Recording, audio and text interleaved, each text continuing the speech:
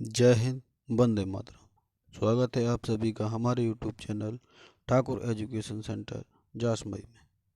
चलिए शुरू करते हैं आज का एक नया टॉपिक, जिसमें हम हिंदी व्याकरण में रूढ़, यौगिक और योग रूढ़ वाक्यों के बारे में पढ़ेंगे, जो रचना के आधार पर होते हैं। मतलब हर क्वेश्चन पूछा जाए कि रचना के आधार पर वाक्यों के कितने प्रकार होते हैं, तो 3 प्रकार होते हैं, रूढ़, यौगिक और योग रूढ़। ठीक है, ध्यान रखेंगे। चलिए शुरू करते हैं। सबसे पहले इनके प्रकार देखेंगे। कितने प्रकार होते हैं रचना के आधार पर। रचना के आधार पर कितने प्रकार होते हैं? 3 प्रकार होते हैं, रूढ़ शब्द, यौगिक शब्द, योग रूढ़ शब्द। मतलब कितने प्रकार होते हैं? 3 प्रकार होते हैं, रूढ़ शब्द, यौगिक और योग रूढ़। अब हम बारी बारी से एक एक को पढ़ेंगे। सबसे पहले हम पढ़ेंगे रूढ़ शब्द को। रूढ़ शब्द, जो शब्द हमेशा किसी विशेष अर्थ को प्रकट करते हों तथा जिसके खंडों का कोई अर्थ न निकले, रूढ़ कहते हैं। मतलब जो शब्द जिनके हम भाग न कर सकें, मतलब पाठ न कर सकें, अगर पाठ हो भी जाए तो उनका अर्थ ना निकले, जिन शब्दों का संधि विच्छेद ना हो। सीधी सी बात, मतलब ट्रिक में हम याद रखेंगे, जिन शब्दों का संधि विच्छेद ना हो वो सभी शब्द रूढ़ शब्द कहलाते हैं। जैसे घोड़ा, घोड़ा का हम कर सकते हैं घो धन ड़ा, लेकिन इसका कोई अर्थ नहीं निकल रहा। घो का कोई अर्थ नहीं है, ढा का कोई अर्थ नहीं है। ऐसे ही मुख, मुख का मुंह और खा कर दें, लेकिन मुंह का कोई अर्थ नहीं है, खा का कोई अर्थ नहीं है। ऐसे ही पास, तो पा और सा का, पा का अलग कोई अर्थ नहीं है, सा का अलग कोई अर्थ नहीं है। जब तक ये साथ में नहीं आएंगे तब तक इनका कोई अर्थ नहीं है, जब साथ में आएंगे तभी इनका अर्थ होगा।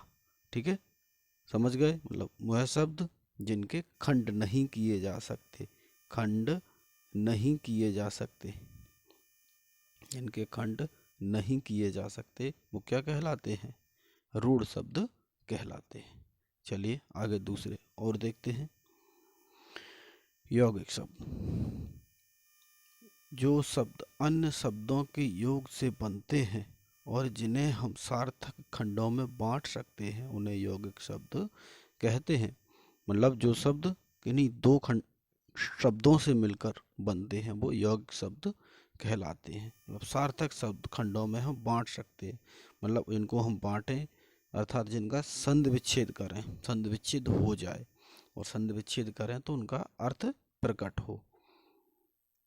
और सीधी भाषा में याद रख सकते हैं हम कि जिनका संधि विच्छेद किया जा सकता है वो सभी यौगिक शब्द कहलाते हैं। ठीक है, जैसे श्रम शब्द में शब्दांशों को जोड़ने से बने शब्द इस प्रकार हैं।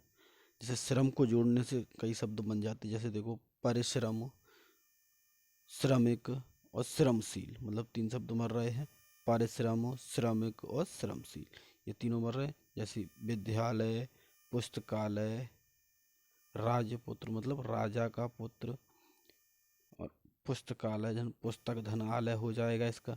विद्यालय तो विद्या धनालय हो जाएगा इसका। ठीक है, ऐसे तो जिनका अर्थ निकल आए, मतलब संधि विच्छेद करने पर जिनका अर्थ निकल आए, सार्थक अर्थ प्रकट हो, वो क्या कहलाते हैं? यौगिक शब्द कहलाते हैं। चलिए आगे देखते हैं। अब योग रूढ़ शब्द। योग रूढ़ शब्द, ऐसे शब्द जो यौगिक एक से अधिक शब्दों से बने, मतलब एक से अधिक शब्दों से मिलकर बने, परंतु वे सामान्य अर्थ को प्रकट न करके किसी विशेष अर्थ को प्रकट करते हैं। मतलब कोई सामान्य अर्थ को प्रकट न करें, किसी विशेष अर्थ को प्रकट करें, वे योग रूढ़ शब्द कहलाते हैं। ठीक है, वो योग रूढ़ शब्द कहलाते हैं। जैसे सभी बहुब्रीहि समास योग रूढ़ होते हैं। मतलब जो भी बहुब्रीहि समास हैं वो सभी योग रूढ़ शब्द होते हैं। जैसे लंबोदर, मतलब इसका संधि विच्छेद हम कर सकते हैं, लंबा धन उधर, मतलब जिसका लंबा है उधर वो कौन है? लंबोदर मतलब भगवान गणेश। मतलब ये तीसरे शब्द की तरफ ले जाते हैं, वो सभी क्या कहलाते हैं? योग रूढ़ शब्द कहलाते हैं। जैसे गजानन, मतलब जिसके गज के समान है आनन, मतलब गणेश। चंद्रशेखर मतलब जिसके शिखर पर चंद्र है, मतलब भगवान शिव। 12 सिंघा, 12 हैं सींग जिसके, अर्थात 12 सिंघा। नीलकंठ मतलब नीला है कंठ जिसका, अर्थात भगवान शंकर। चतुरानन, 4 हैं आनन जिसके, अर्थात भगवान विष्णु। मतलब ऐसे जो तीसरे अर्थ को प्रकट करे वो सभी क्या कहलाते हैं, वो सभी योग रूढ़ कहलाते हैं। ठीक है, ध्यान रखेंगे। चलिए कुछ क्वेश्चन लगा लेते हैं। देखो, निम्न में से यौगिक शब्द है, मतलब इनमें कौन सा यौगिक है। कलश, कमरा, चतुर, रेखांकित। तो इनमें कौन सा है, इसमें यौगिक शब्द है रेखांकित, क्योंकि इसका रेखा प्लस अंकित, यही तो होगा। तो अंकित, तो इनका अलग अलग अर्थ है, रेखा का और अंकित का अलग अलग अर्थ है, इसलिए ये कैसा होगा, यौगिक शब्द होगा। ठीक है, अगला देखते हैं। निम्न में कौन यौगिक शब्द है। लेखक, पुस्तक, विद्यालय, योगी। तो इसमें कौन सा है, विद्यालय, क्योंकि इसका हो रहा है विद्या, विद्या का अलग अर्थ है, प्लस आलय, आलय, आलय का अलग अर्थ है, आलय का अर्थ मतलब होता है घर, और विद्या का तो अलग अर्थ है ही। तो ये क्या है, यौगिक शब्द है। ठीक है, चलिए आगे देखें। दूसरा यौगिक शब्द कौन सा है, इसमें भी यौगिक ही पूछा है। तो पंकज, पाठशाला, दिन, जलज। तो इसमें कौन सा है, पाठशाला, मतलब पाठ प्लस शाला। ठीक है, ये यौगिक शब्द है। अगला देखते हैं। शब्द रचना के आधार पर बताइए कि कौन सा शब्द योग रूढ़ है, मतलब योग रूढ़ बताओ। पवित्र, कुशल, विनय, लंबोदर। तो उसमें मतलब जो तीसरा अर्थ बताए वो क्या कहलाता है, योग रूढ़ कहलाता है। तो उसमें देखो लंबोदर, लंबा है उदर जिसका, मतलब लंबोदर, भगवान गणेश। जिसका लंबा है उदर वो कौन है, भगवान गणेश। ठीक है, अगला देखो।